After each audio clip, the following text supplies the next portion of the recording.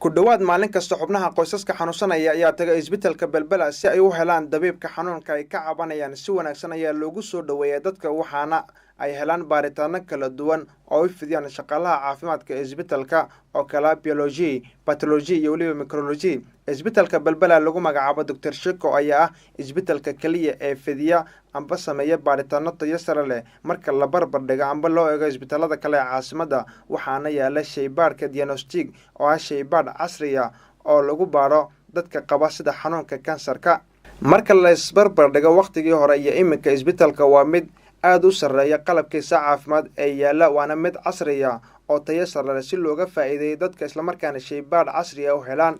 Marka shaybaarka loo soo diro qofka, waxa uu leeyahay midabyo kala duwan oo kala nooc ah si loo isticmaalo shaybaarka marka loo soo diray. Marka shaybaarka loo soo diro qofka, waxa uu maraa marxalado kala duwan oo dhowr ah si loo hubiyo xaaladiisa caafimaad. Mid ka mid ah shaqaalaha caafimaadka isbitaalka oo wareysanay ayaa sheegtay inay adeegsadaan qalab fiican iyo farsamo casri ah. Waxa ay sheegtay oo kale in dowladda Kuuba ay ka caawiso dhanka farsamada iyo waliba tababarsiinta.